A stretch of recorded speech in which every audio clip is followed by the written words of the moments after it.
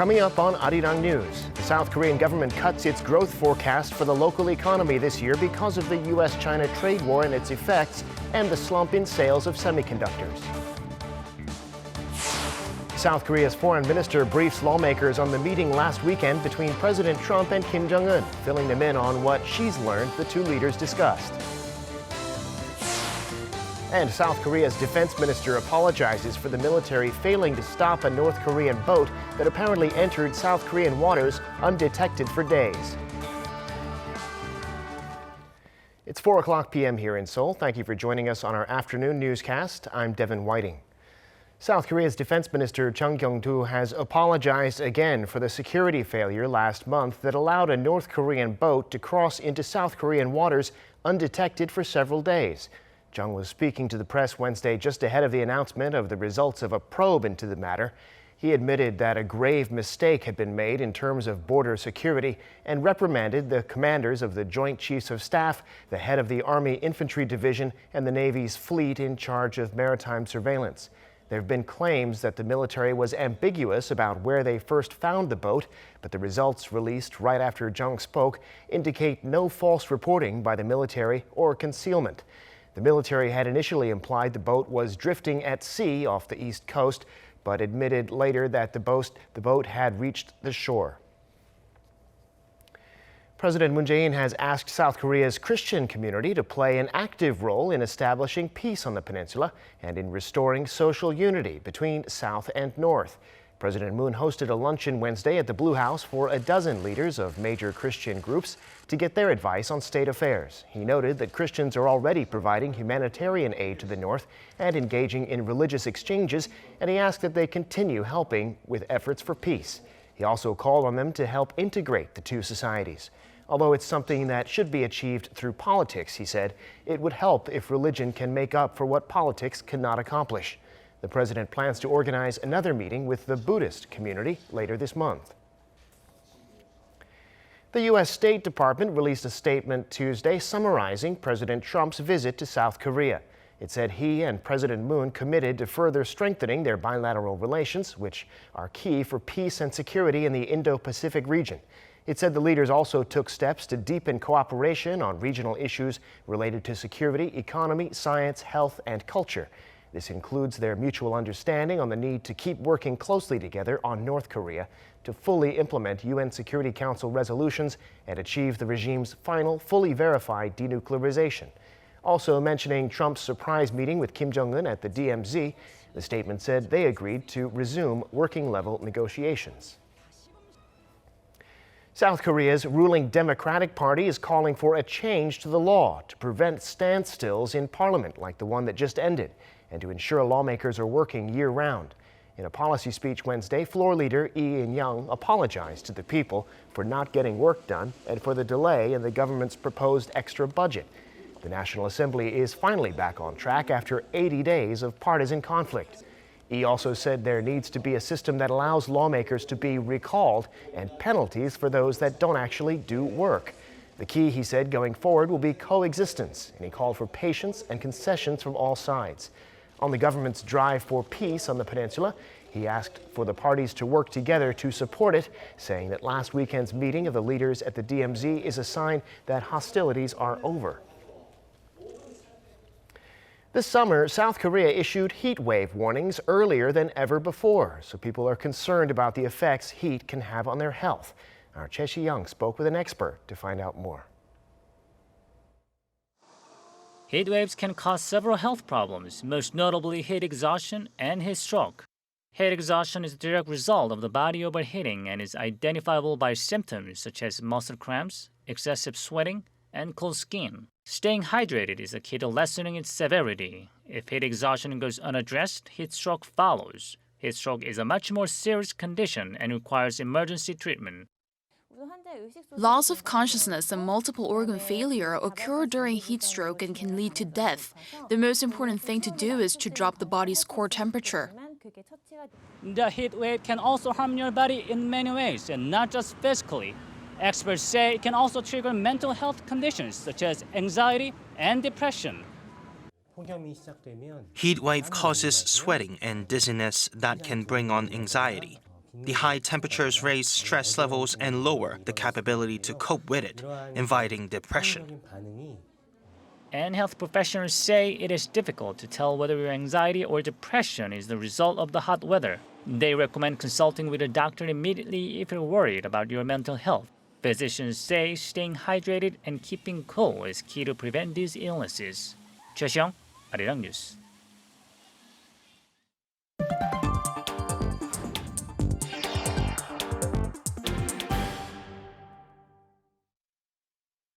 The South Korean government has cut its growth forecast for the economy this year again. The problem is the fallout from the U.S.-China trade war and poor sales of semiconductors, one of South Korea's main exports. Our Korean Hee explains. The South Korean government has cut its economic growth forecast this year to between 2.4 and 2.5%. This is down from its previous forecast in December of between 2.6% and 2.7%. When speaking to reporters in Seoul on Wednesday about the economic policy direction for the second half of 2019, Korea's finance chief Hong Nam-gi explained the difficulties that the nation is facing. Although we have been concentrating our efforts to boost the economy this year, along with shifting the economy's paradigm, an increase in uncertainty such as slower global economic growth and the U.S.-China trade dispute has led to difficulties. Although the trade talks between the U.S. and China resumed after the G20 summit in Osaka, officials say uncertainties remain. The fall in chip prices also contribute to the drop in economic growth. Breaking it down by major economic indicators, almost all growth forecasts for this year fell compared to the previous outlook. For instance, private consumption expected to grow this year by 2.4%, down from its earlier forecast of 2.7%. And both facilities investment and construction investment are expected to drop this year. To turn things around, Minister Hong again stressed the importance of the National Assembly quickly passing the supplementary budget bill. He added that as soon as the bill is passed, the government will execute more than 70% of the budget within 2 months. To achieve this, the government says increased investment is important and promised to provide more tax incentives to companies. It also plans to help some companies with administrative procedures to push through some $6.8 billion of large investment projects. As for boosting consumption, the government aims to push for lower individual consumption tax for certain cars and will help revitalize the local tourism industry. Korean Hee, Arirang News. The South Korean government is planning to boost investment in the semiconductor industry to speed up the development of materials and parts. That was decided Wednesday in a meeting of the ruling Democratic Party, the government, and the presidential office discussing economic policy for the second half of the year. They said by investing about $850 million a year, they want to improve the country's competitiveness in the sector. That might be a welcome move, with Japan now restricting its shipments of key materials to South Korea. As for policies for the second half, they said the focus will be improving people's livelihoods, providing tax incentives to boost investment, and measures to support the vulnerable. They also called for lawmakers to swiftly pass the $5.7 billion extra budget bill, saying they plan to use 70% of it within the first 2 months of implementation. And with South Korea cutting its growth forecast for this year, policymakers are scrambling to find ways to turn the economy around. They're using a wide range of tools at their disposal, as our Kim Da-mi explains. Asia's fourth largest economy was by no means immune from global economic uncertainties. Sluggish global growth and a protracted U.S.-China trade war casted a dark cloud over the country's exports, with South Korea's bread-and-butter semiconductor industry being one of the hardest hit. To cope with falling exports, the government will provide state financing measures worth around $6.4 billion in the second half of the year. Experts note, however, that of those measures, the roughly $6 billion earmarked for the semiconductor, biohealth, and cosmetics industries will provide some relief, albeit on a temporary basis. South Korea's exports depend on global economic recovery and Korea increasing its export competitiveness. The state financing measures will relieve the burden on local firms partially and temporarily, but the businesses themselves need to formulate their own approach to become more competitive. In addition, the government aims to encourage active capital investment by local firms by providing tax breaks and other incentives. But many experts are pessimistic about their efficacy, saying that these plans are not exactly new. For the last 10, 15 years or so, the investment seems to follow demand. We've tried a lot of incentives before, and the interest rate is almost the lowest level in Republic of Korea's history, but investment has still not picked up. I'm sure that they'll be helpful to some extent, but given our past experience, none of them were enough to overcome the low demand that we're seeing. Despite the government slashing South Korea's growth forecast to 2.5% for this year, the country might still fall short of its new growth target even with the lower bar. Partially, it's government's job to sort of cheerlead. That is, if they announce a number that is too low, then it'll further depress the economy. So they want to estimate on the realistic side, but on the higher end of the realistic side. Experts say the government should zero in on boosting consumption to remedy Korea's ailing economy. Given the unpredictable nature of external conditions, South Korea should focus on what it can control by encouraging consumption, which could have a knock-on effect of stimulating investment as well. The government is set to employ a wide range of policy tools at its disposal, including tax exemptions on facilities investment and private consumption. 김다미, Arirang News. South Korea's Foreign Minister Kang and Unification Minister Kim Yeon-chul are speaking to lawmakers this afternoon about last weekend's meeting at the DMZ of the leaders of North Korea and the U.S. They were expected to be answering questions from lawmakers on the relevant committees for about 2 hours. The Blue House says Kang was briefed by the U.S. on the meeting between President Trump and Kim Jong-un, so today's session is expected to focus on questions like that. Also expected to come up are Japan's new measures retaliating against South Korea for its court rulings on Japan's use of forced labor during World War II and how Seoul plans to respond. Meanwhile, Japan is reportedly looking at strengthening those new measures by adding more products to the list of restricted exports. The South Korean government is ready to act too, for one thing, by filing a complaint at the WTO. Our Lee Min-sun reports. The South Korean government is undertaking a legal review ahead of its plan to lodge a complaint with the World Trade Organization over Tokyo's recent announcement to impose restrictions on exports of chip supplies to South Korea. A trade ministry official in Seoul said the review was started as Japan's export restriction is deemed to be in violation of WTO regulations. Japan's decision came after the South Korean Supreme Court ordered Japanese companies to compensate Korean victims for wartime forced labor during the Japanese colonial period. The restriction takes effect Thursday on 3 supplies: fluorinated polyamides, photoresist, and etching gas. These materials are needed to produce semiconductors and display screens for smartphones and TVs. In addition, Tokyo-based Kyoto News Agency reported Tuesday that Japan is considering adding more products to the export restriction list. They are likely be electronic components that can be used for military purposes. According to the report, Japanese authorities are in the process of removing South Korea from a wide list of countries that can buy electronic components from Japanese companies relatively easily. Japan's export restrictions could cause a trouble for Korean chip makers like Samsung Electronics and SK Hynix, as Japan controls 70 to 90% of the global production of the 3 materials.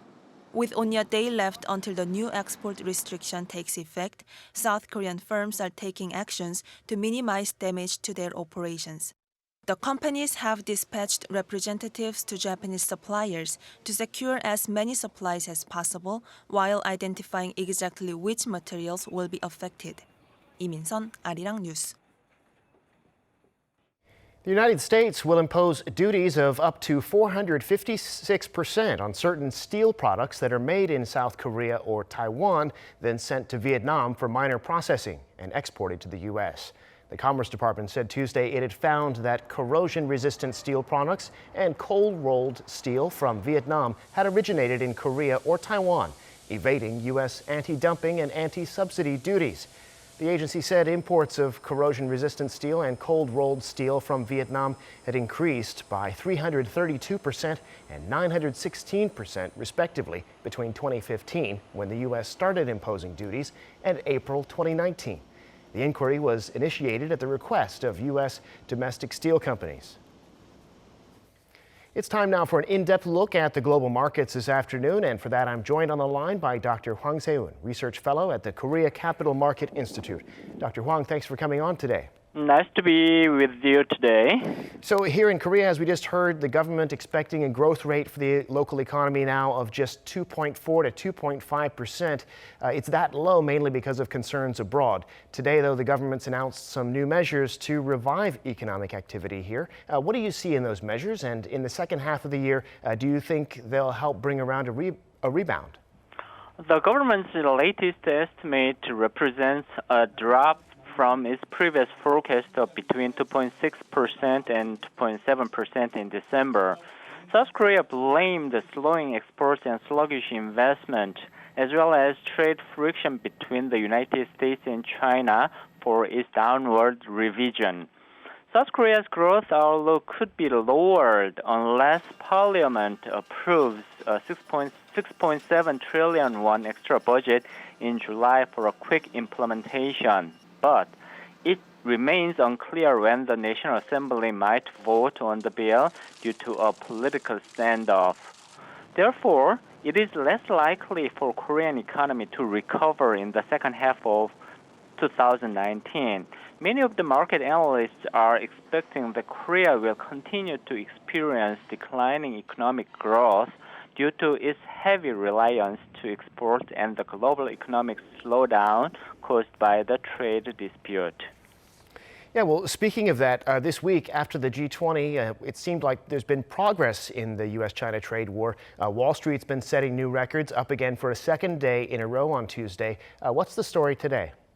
U.S. stocks edged higher to a fresh record, while haven assets from treasuries to gold resumed rallies as investors awaited a slew of economic data around the 4th of July holiday. The S&P 500 swung between gains and losses before rising into the close for a second straight all-time high. Asian shares were subdued on Wednesday as initial enthusiasm over the latest U.S.-China trade truce was overtaken by fresh concerns over Washington's threat of tariffs on additional European goods. Global growth concerns also weighed on investors' confidence, with South Korea, the latest trade-reliant economy, to cut its economic growth and export targets a day after weaker factory readings worldwide. Japan's Nikkei dropped 0.53%, while Shanghai Composite lost 1.11%. South Korea's Kospi fell 1.23% as of close today. You mentioned the possible new measures against European goods. The U.S. Trade Representative has started the public hearing process to put tariffs on $4 billion of goods from Europe in retaliation for what it sees as the EU's unfair subsidies for Airbus. Do you think the U.S. will actually go ahead with these tariffs? And what's the view out there in the market? The U.S. government on Monday threatened to impose tariffs on $4 billion of additional European Union goods in a long-running dispute over aircraft subsidies. The U.S. Trade Representative's office released a list of products that could be hit with new levies in addition to those introduced in April. This brings the running total of imports subject to potential levies to about $25 billion and offers a reminder that Trump's trade war has no practical end in sight. The EU said it remained open to negotiations provided these are without preconditions and aim at a fair outcome, but added it was also preparing to retaliate as soon as the WTO arbitrator had ruled on its right to do so. Washington signaled its openness last month to working on an enforceable mechanism to govern government subsidies for aircraft production, potentially resolving the dispute. The possibility that the U.S. will actually impose tariffs is not that high because it will be quite burdensome even for the United States to have two battlefields both in Asia and Europe. Right. Then again, the U.S. has always said it's prepared for a two-front war. But all right, Dr. Huang, that's where we'll have to leave it today. Thanks so much for coming on. Thank you very much. A strike has been called starting today at South Korean schools. It's a 3-day strike by an alliance of employees who do not have full-time status at their jobs, so-called irregular workers who want a raise and benefits. For one thing, this means during the strike, thousands of schools won't be able to serve lunch. Our Oh Soo-young reports. Calling for an end to wage discrimination, an alliance of non-permanent workers at elementary and secondary schools are staging a strike nationwide. The 3-day strike beginning Wednesday is expected to see a turnout of some 50,000 non-regular school workers, including cafeteria cooks, dietitians, and administrative assistants for teachers. They are calling for a basic pay increase of about 6%, as well as equal payment of various allowances, such as seniority payments and employee benefits. The workers have also demanded that their wages be raised to at least 80% of the salary earned by the government's lowest-ranking civil servants within the tenure of the Moon Jae-in administration. However, authorities have drawn the line at a wage increase of 1.8%. Attempts to narrow their differences in a last-minute negotiation on Tuesday fell through without an agreement. Some 4,500 schools, around 4 in 10 schools across the country, will not be able to provide lunch for their students. The Education Ministry says the majority of the affected schools will provide substitute food, including bread and milk to students, while others have not arranged alternative options as most schools finish early this week due to final examinations. As for after-school daycare services, teachers and regular school employees will be mobilised to cover for the workers participating in the walkout. The Education Ministry says it has proposed another round of negotiations with Labour representatives to address the pay gap issue. Oh Soo-young, Arirang News. Today, July 3rd, marks the 10th International Plastic Bag Free Day. Many countries, including South Korea, have been trying to get rid of plastic bags in favor of more eco-friendly options. Hong Yu reports. In 2008, after efforts by Spanish environmental group Recero and other environmental groups from around the world, July 3rd was designated International Plastic Bag Free Day. On this day, various organizations and hundreds of citizens around the globe raise awareness on the environmental impact and hazards of single-use plastic bags and promote more sustainable solutions. With plastic waste a serious issue worldwide, many countries have begun enforcing strict measures on the use of plastic bags, including here in South Korea, where major supermarkets and shopping malls were banned from giving single-use plastic bags in April. Thailand began to charge for plastic bags in some of its shopping malls and supermarkets from Wednesday. The Maldives passed a resolution on Monday to prohibit the use of plastic bags and straws completely by 2025. And Japan announced at the G20 ministerial meeting on energy transitions and global environment for sustainable growth their plan to charge for plastic bags used in retail stores starting from next April. Hong Yu, Arirang News. The city of Seoul is turning the subway stations on line number 2 into what it calls smart stations. Seoul Metro plans to install a new ICT-based station management system at all 50 stations on the line, starting from by next March. This will improve the management of Line 2 through the use of 3D maps, IoT sensors, and advanced CCTV. That in turn will improve safety, security, and operational efficiency.